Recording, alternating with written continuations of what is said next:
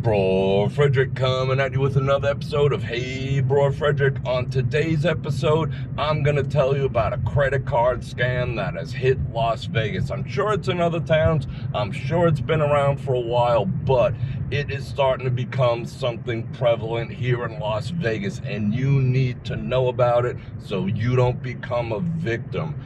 And we're going to get into it, and I'm going to discuss it as we drive up and down the Las Vegas Strip on a kind of a muggy 95-degree July late morning. It's kind of unusual. We had a monsoon yesterday. It rained for like 2 or 3 minutes. Oh my God. And we'll discuss the new credit card scam right after this.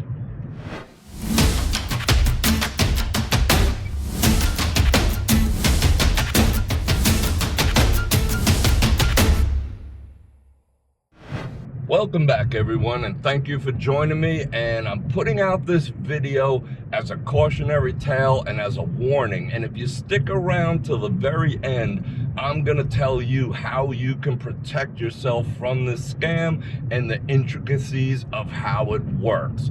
So here's the scam, and let's get right into it.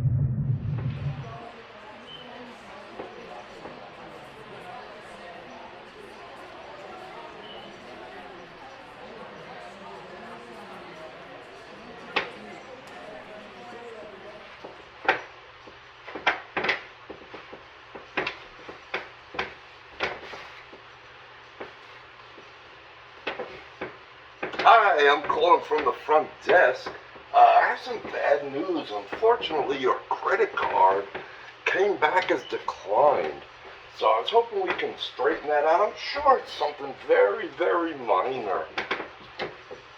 Yeah, maybe a misspelling or one digit off or something like that. Maybe the expiration date. But can we go over those details real quick? Okay, great. Will it be the same credit card, or will you be using a different credit card this time? Same credit card? Okay. Just repeat the numbers back to me, please.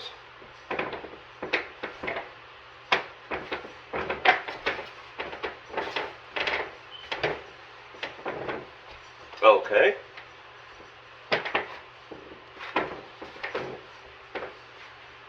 Okay, I'm ready. Whenever you are. 5, 4.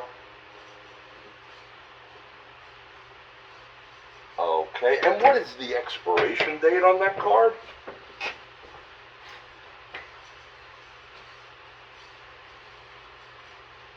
Okay, very good.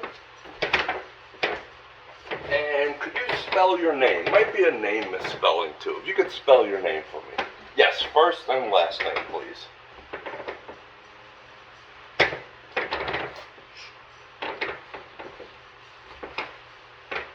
Jones, Jones, okay. Bob. It's Bob on the card or Robert? It is Bob. Okay, very good. So Bob Jones. And the last thing I'll need is if you turn over the back of your credit card, you'll see a 3-digit number across the back. If you could provide that, I think we can get this all straightened out. 116. That might have been the problem right there. I think I have 117. Okay, great. Would you like to leave another credit card on your account?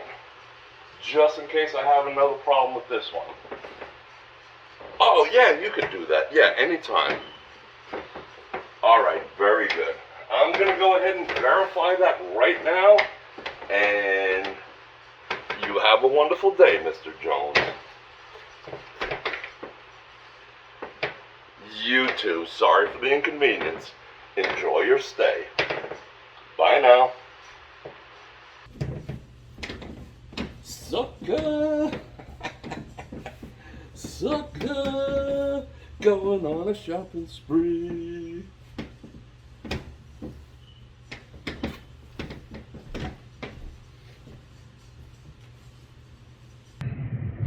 So there you have it. That's basically the scam in a nutshell. Now you're gonna say to me, but hey, Bror Fredrik, I would never fall for that. But here's the thing, here's how it actually works. It is a very elegant scam. Now, how do they get a hold of these numbers? Well, it's simple. The elegance of this is that a lot of properties do not ask for the guest name. So what people are doing is they're calling the properties and asking for specific room numbers and to speak to the guest.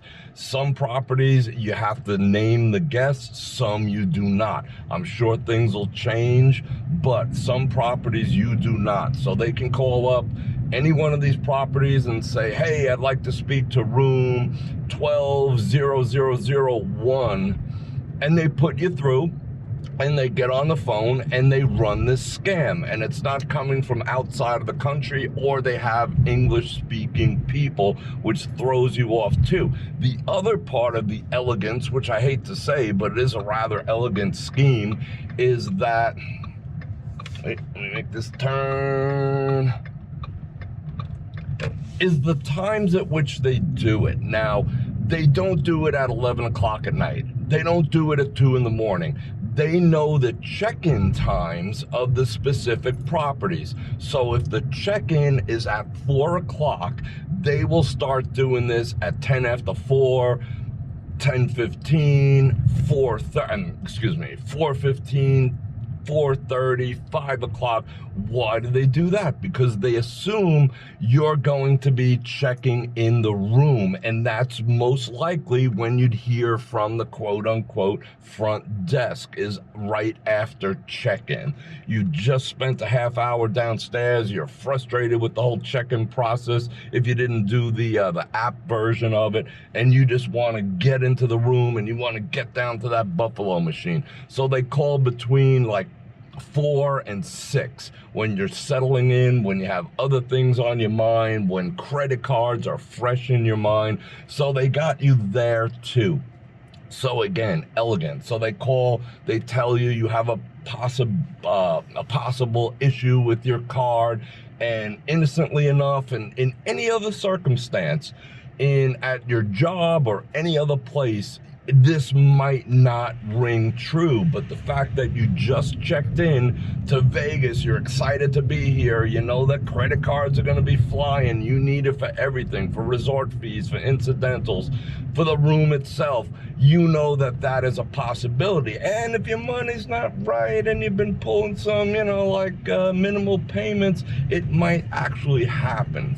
That's why this scheme is elegant. And you saw in that video, yes, I made it a little comical, but there is a lot of truth to how that happens. That is exactly the way the scam is enacted. Now, what can you do? You sat through the whole thing, I made you aware of it, and I promised you something you can do to protect yourself. Well, actually, there's 2 things you can protect yourself. One, if the front desk, but let me backtrack a second. You could say, hey, Bror Fredrik, I would never in a million years fall for this. Well, you just might fall for it. You know why? You're gonna say, well, I would just hang up if someone ever called. But see, I'm giving you the advance warning. If you don't have the advance warning, you might not hang up. But let's suppose you did. You just slammed down that phone and said, screw you, blah, blah, blah, blah, blah. But here's the issue. You might actually one day have an issue with one of your credit cards, and you ignore that.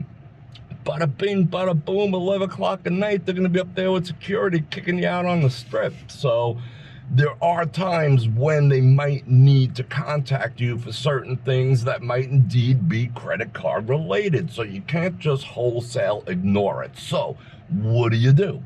Well, when the scam operates, when they call the room, they have no idea what your name is. So that is a dead giveaway. Now, not to say that someone at the front desk might have a brain fart and not call you by your first name. But if it was me in the room, they would say, Mr. Fredrik, we have a problem with your card and we'd like to discuss it with you. Right away, you know, my guard's gonna drop a little, but the scam artist doesn't know my name and he doesn't know your name. So that's the first thing. So someone calls you, claims they're from the front desk, and doesn't give your name, ask them, and who are you calling for? Don't, get all like, don't be a D about it, but just initially, who are you calling for? And if they cannot give the name, they'll either hang up or that's that.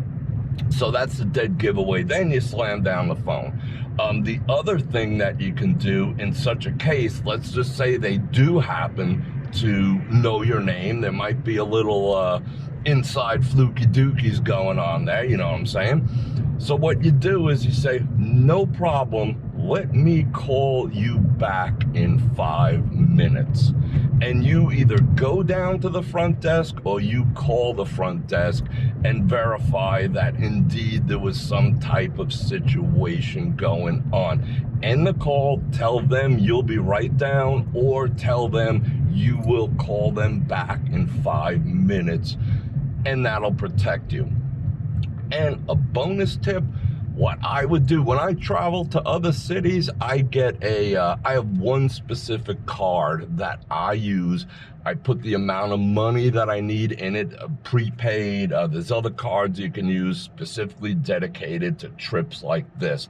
That way, if someone did get a hold of my credit card that I know I'm strictly going to use for deposits, incidentals, and dumb stuff, if they get a hold of that, the most that they're gonna get is $200. It's not gonna ruin my entire trip. So that's the last pro tip. So I hope you guys don't fall victim to this. I hope you pay attention.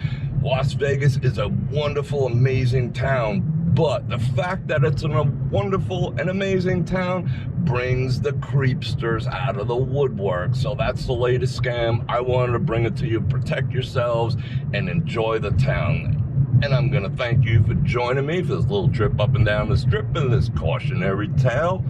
And if you'd like to support the channel, if that information was useful, I'd appreciate a super thanks. You could support me on Patreon, get a channel membership, or click on any links in the description below, especially my channel partner, which is Olight, for the best damn flashlights and EDC carry gear known to man. And right now I'm gonna drop the 9% word of the day. Bam, right there. Put that in the comments and that'll let me know, and it'll let YouTube know that you stuck around to the very end. And in the comments, also put scams that you heard of going around town or going around any area, your town, and your neck of the woods, and let's be safe out there. And on that note, Bror Fredrik out. Check the mic and make sure it sound right, boys.